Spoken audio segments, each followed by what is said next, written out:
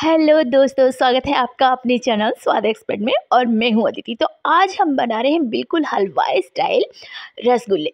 बिल्कुल super soft, super spongy और super delicious. कुछ छोटी छोटी सी टिप्स एंड ट्रिक्स के साथ अगर आप ये रसगुल्ले बनाएंगे ना, तो आपके रसगुल्ले भी यकीन मानिए बहुत ही स्पॉन्जी बनेंगे और बहुत ही सॉफ्ट बनेंगे। खाएंगे ना तो मज़ा ही आ जाने वाला है। बहुत ही इजी सी रेसिपी है। छोटे छोटे से टिप्स एंड ट्रिक्स को आप फॉलो करेंगे तो आपके रसगुल्ले भी बहुत ही बढ़िया बनेंगे। तो चलिए बनाना स्टार्ट करते हैं। तो यहाँ गैस पर देखिए मैंने एक पैन रख दिया है। आप चाहें पतीला रखें, मैंने पैन रख दिया है और पैन में मैं डाल दूंगी 1 लीटर गाय का दूध। तो आप यहाँ पर जो थैली वाला दूध होता है ना, टोन्ड मिल्क, उसका भी यूज़ कर सकते हैं।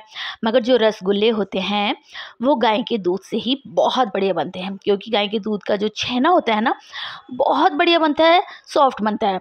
तो दूध को उबलने का इंतज़ार करते हैं दोस्तों। देखिए दूध में यहाँ पर आप देख रहे होंगे बढ़िया सा ना उबाला आ गया है। दूध को हमने उबाल लिया अच्छे से। अब गैस की फ्लेम को हम यहाँ पर बंद कर देंगे।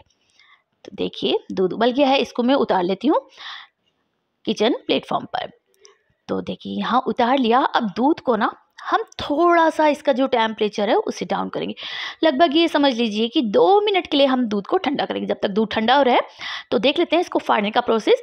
तो यहाँ पर मैंने दूध को फाड़ने के लिए विनेगर का यूज़ किया। आप चाहे तो टाटरी या नींबू का यूज़ कर सकते हैं। तो यहाँ पर हमने 6 चम्मच, ये जो खाने वाला चम्मच होता है ना हमारे घर में नॉर्मली जिसे हम खाना खाते हैं, 6 चम्मच हमने विनेगर लिया और 6 चम्मच ही हमने इसमें पानी डाला है। कभी भी सिरके को आप डायरेक्ट दूध में ना डालें, डाइल्यूट करने के बाद ही आप उसे डालें। तो देखिए अब जो दूध है ना, 2 मिनट हो गए हैं, इसको मैंने अच्छे से हिला लिया था। अब हम दूध को फाड़ते हैं। तो दूध को फाड़ने के लिए आप इस तरीके से एक एक 2-2 चम्मच विनेगर जो हमने पानी के साथ मिक्स करा ना, उसको हम थोड़ा थोड़ा करके डालते रहेंगे। यहाँ पर आपको बहुत जल्दीबाजी नहीं करनी है, आपको बहुत ही यहाँ पर सब्र करना पड़ेगा। आराम आराम से इस तरीके से आप दूध में विनेगर और पानी को मिक्स करते रहें, 2-2 चम्मच डालते रहें और हल्के हाथों से, सॉफ्ट हैंड से, बिल्कुल लाइटली आप इसे हिलाते रहें। देखिए इसमें दाने बनना स्टार्ट हो गए ना, मगर अभी दूध नहीं फटा है। हम तब तक इसमें विनेगर डालेंगे जब तक कि दूध अच्छे से फट नहीं जाता, छेना अलग नहीं हो जाता और जो पानी है ना वो अलग नहीं हो जाता। ग्रीन कलर का जब तक पानी नहीं हो जाता तब तक दूध को फाड़ेंगे। अब आप देखिए इसमें जो छेना है वो बिल्कुल अलग हो गया है और जो पानी है ये बिल्कुल अलग हो गया है। आप देख रहे हैं। तो इस पानी को आप यूज़ कर सकते हैं सब्जी बनाने में, कढ़ी बनाने में। तो अब मैं इसमें 1 गिलास भर के पानी डाल दूँगी। नॉर्मल पानी डाला है। ऐसा करने से होता क्या है, जो छेना है ना वो एकदम सॉफ्ट बना रहता है। तो अब देखिए दूध हमारा फट चुका है। हमने यहाँ पर एक और पैन लिया है, उसके पर हमने रख दी है छलनी और छलनी पे हमने एक कॉटन का कपड़ा रख दिया है। अब सारा जो हमारा ये छेना है ना, इस तरीके से पानी समेत हम इसमें डाल देंगे। तो आप देख रहे हैं इसमें छेना कितनी अच्छी मात्रा में निकला है। तो अब हमें करना क्या है कि हम इसमें डालेंगे पानी, क्योंकि जो हमने विनेगर डाला था ना उसमें होती है बहुत सारी खटास, ताकि छेने में से जो खटास है ना वो सारी निकल जाए। तो इसलिए हम अच्छे से हाथ से इस तरीके से मसलते हुए एक हाथ से पानी डालते रहेंगे और दूसरे हाथ से अच्छे से हम छेनों को यहाँ पे वॉश कर लेंगे, ताकि इसमें जो भी खटास है वो निकल जाए। तो देखिए इस तरीके से बढ़िया से आप छेना को धो लीजिए और हमारा जो छेना है ना, आप देखिए बहुत ही सॉफ्ट बना है। तो इस तरीके से चारों तरफ से आप कपड़े को उठा लीजिए। उठाने के बाद आप उसे थोड़ा सा इस तरीके से अपने आप पानी को निकलने दें और फिर आप उसको हाथ से इस तरीके से दबाएं और पानी को निकाल लें। 2-3 बार थोड़ा सा प्रेस करके इस तरीके से आप दबाएंगे तो इसमें से पानी निकल जाएगा अच्छे से। बहुत ज़्यादा ताकत लगा लगा करके आपको इसको एकदम ऐसा नहीं कर देना कि इसका पूरा पानी आप निकाल दें और सूखा हो जाए। बस 3-4 बार आप इसे हाथ से इस तरीके से घुमा करके इसका पानी निकाल लें। बाकी करना क्या है, अब देखिए मैंने इसको छलनी में रख दिया इस तरीके से ही, और इसके ऊपर आप कुछ वेट रख दें 1-8 किलो के लगभग का। तो ये जो पत्थर है ना, सिलबट्टे का जो बट्टा होता है, वो मैं इसके ऊपर रख रही हूँ। 1 किलो के लगभग लगभग इसका वेट है, तो इसे हम सिर्फ रखेंगे 5 मिनट के लिए। तो चलिए, जब तक 5 मिनट के लिए हमने उसे रख दिया है और यहाँ पर हमने गैस पर रख दी है एक कढ़ाई, जब तक हम चाशनी तैयार कर लेते हैं। तो यहाँ पर देखिए, मैं 1 कप और जो चौथाई कप होता है ना, तो वो मैंने चीनी भर के डाल दी है और अब उसी कप से मैं यहाँ पर इसमें पानी डाल रही हूँ।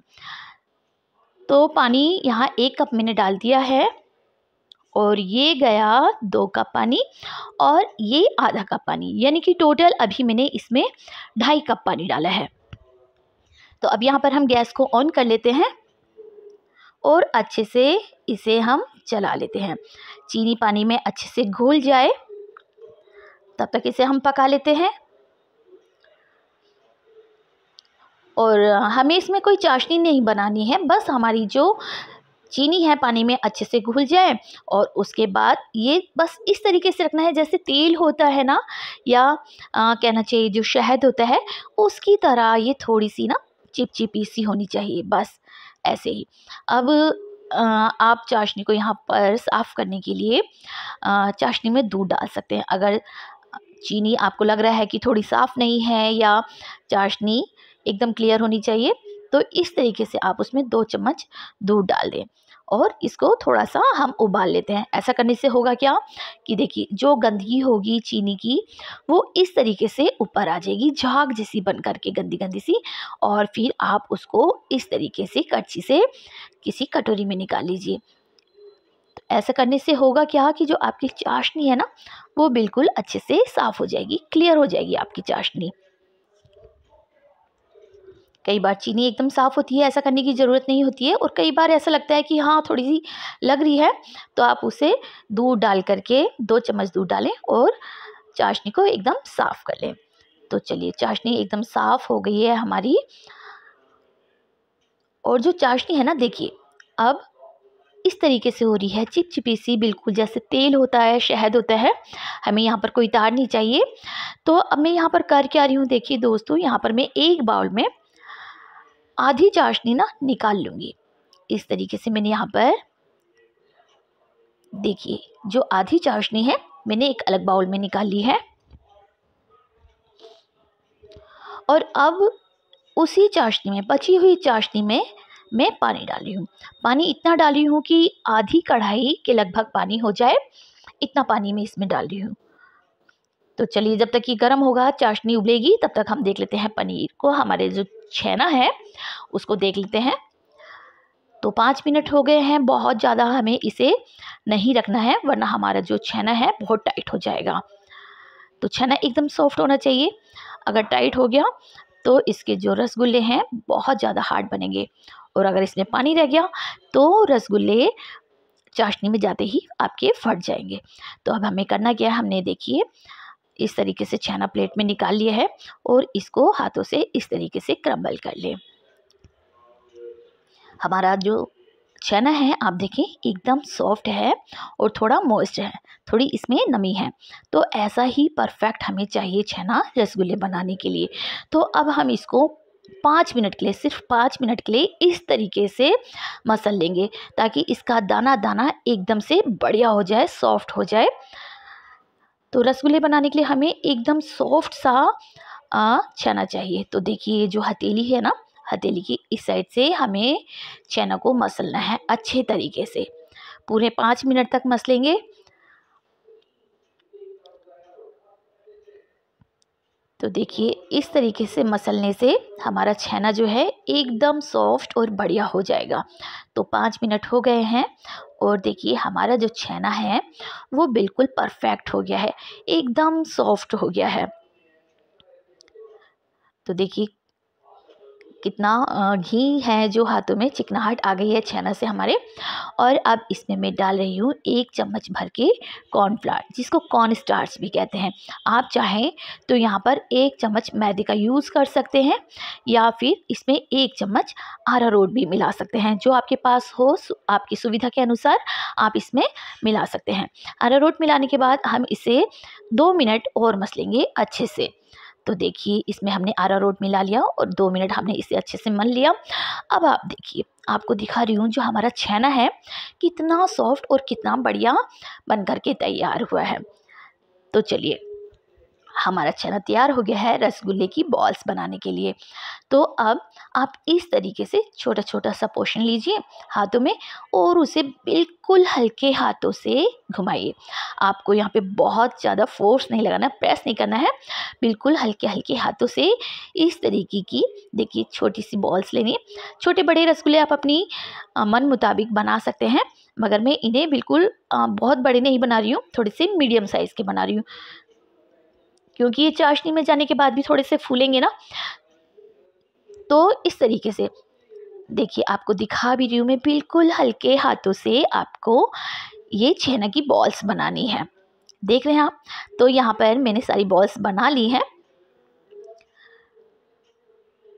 तो देखिए इनमें क्रैक्स भी नहीं है और बहुत ही बढ़िया हमारी जो बॉल्स हैं बन कर के तैयार हो गई हैं। तो चलते हैं चाशनी की तरफ और चेक करते हैं अपनी चाशनी को। तो देखिए यहाँ चाशनी में बहुत उबाले आ रहे हैं। तो हमारी जो छेना बॉल्स हैं हम उनको एक एक करके डालेंगे। आप यहाँ पर कभी भी ऐसी गलती ना करें कि आप सारी बॉल्स को एक साथ डाल दें, क्योंकि जो पानी का उबाल है वो बना रहना चाहिए। तो पानी उबलता रहना चाहिए, थोड़ा सा रुकें बॉल्स डालें, थोड़ा सा रुकें बॉल्स डालें। जो चाशनी का टेम्परेचर है वो डाउन नहीं होना चाहिए, इसमें इसी तरीके से उबाले आते रहने चाहिए। तो चलिए इसी तरीके से हम यहाँ पर हमारी सारी की सारी बॉल्स को डाल देंगे। तो आपने देखा हमने यहाँ पर अपनी सारी बॉल्स डाल दी हैं और एक एक छोटी सी बॉल्स थी इसको भी डाल दे रही हूँ। तो अब इन बॉल्स को हम यहाँ पे सिर्फ 2 मिनट के लिए उबलने देंगे। तो 2 मिनट हो गए हैं, आप देख रहे होंगे कि जो बॉल्स हैं उनका साइज़ आपने नोटिस करा कितनी बड़ी हो गई हैं ये पहले के कंपैरिजन में। तो अब हमें करना क्या है, 2 मिनट हो गए हैं, 5 मिनट के लिए हम इन्हें कवर करके इसी तरीके से बिल्कुल फुल फ्लेम पर पकने देंगे। आप देख रहे हैं कि हमारी जो कढ़ाई है हमने उसे कवर कर दिया है, ढक्कन लगा दिया और अंदर आप देख रहे हैं कितनी झाग हो रही हैं। और अब देखिए 5 मिनट हो गए हैं और सारे जो हमारे रसगुल्ले हैं साइड में चले गए हैं। तो हम इन्हें ना कड़छी के पीछे की तरफ से थोड़ा सा इस तरीके से आगे सरका देंगे। आप देख रहे हैं कि इनका जो साइज़ है पहले के कंपैरिजन में बड़ा हो गया है। तो अभी हम इन्हें ना 5 मिनट के लिए और पकाएंगे। तो आप देख रहे हैं कि जो सारी बॉल्स होती है ना वो कोने कोने पे चली जाती हैं। हम इन्हें बीच में करेंगे ताकि ये ऊपर नीचे से इक्वली अच्छे से पक जाएं और अच्छे से फूल जाएं। ऐसा करने से ये स्पॉन्जी बनेंगे। तो अब हम इन बॉल्स को सिर्फ 1 मिनट के लिए, और हमने पहले 5 मिनट पकाया, फिर 5 मिनट पकाया और फिर हमने 1 मिनट के लिए और कवर करा। तो अब देखिए हमारे रसगुल्ले देखिए कितने बढ़िया बने हैं और कितने गोल मटोल बने हैं, लग रहे हैं ना एकदम बढ़िया से। तो जो हमारे रसगुल्ले हैं बनके तैयार हैं। हमने यहाँ पर गैस की फ्लेम को बंद कर दिया है और कढ़ाई को मैंने प्लेटफॉर्म पे उतार लिया है किचन के, और एक बाउल में मैंने ठंडा ठंडा पानी लिया और उसमें डाल दिए आइस क्यूब्स। अब करना क्या है हमें, चलिए करते हैं। चेक करने के लिए आप करें क्या, एक रसगुल्ला उठाएं और उसको पानी में आप इस तरीके से डालें। आप देख रहे हैं कि जो रसगुल्ला है देखिए बिल्कुल बॉटम में जाके तले में जाके बैठ गया है। इसका मतलब है कि जो हमारे रसगुल्ले हैं बहुत अच्छे से पक गए हैं, अंदर तक पक गए हैं। तो थोड़े से शुगर सिरप के साथ हम इन्हें इस तरीके से सारे रसगुल्ले हम ठंडे ठंडे पानी में डाल देंगे। हलवाई भी इसी तरीके से बनाते हैं, यही ट्रिक जो है करते हैं। तो देखिए सारे रसगुल्ले हमने यहाँ पर डाल दिए हैं एकदम ठंडे पानी में, बर्फ़ के पानी में हमने डाल दिए हैं और इन्हें हम यहाँ पर सिर्फ 1 मिनट के लिए रखेंगे। और 1 मिनट बाद देखिए जो हमने चाशनी बचा करके रखी थी ना थोड़ी सी, तो अब रसगुल्लों को हम निकालेंगे और थोड़ा सा इस तरीके से निचोड़ करके देख रहे होंगे आप कि हमारे रसगुल्ले कितने सॉफ्ट बने हैं। तो हम इनको इसी तरीके से निचोड़ते रहेंगे और चाशनी में डालते रहेंगे। आप देख रहे होंगे कि मैं इनको अच्छे से निचोड़ रही हूँ, कस के निचोड़ रही हूँ और ये चाशनी में जा कर के दोबारा से अपनी शेप ले रहे हैं।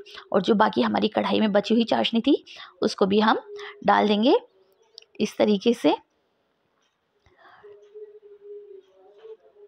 तो देखिए जो चाशनी थी उसमें मैंने कुछ केसर के धागे डाल दिए थे। तो देखिए हमने इन्हें ठंडा कर लिया और बड़े से हमारे रसगुल्ले बन करके तैयार हो गए हैं। वीडियोज़ अच्छा लगे तो दोस्तों लाइक कमेंट शेयर कर दीजिएगा और चैनल पे नए हैं तो चैनल को भी सब्सक्राइब कर लीजिएगा, बेल आइकन को हिट कर दीजिएगा ताकि आने वाली वीडियोज़ का नोटिफिकेशन आपको मिलता रहे। तो आप देख रहे हैं कितने बढ़िया रसगुल्ले हमारे बन करके तैयार हो गए हैं, बिल्कुल हलवाई जैसे। आप भी बनाएं इस तरीके से, टिप्स और ट्रिक्स को आप फॉलो करें, आपके भी रसगुल्ले बहुत ही बढ़िया और बहुत ही शानदार बनेंगे दोस्तों। बहुत बहुत धन्यवाद आपका स्वाद एक्सपर्ट को देखने के लिए।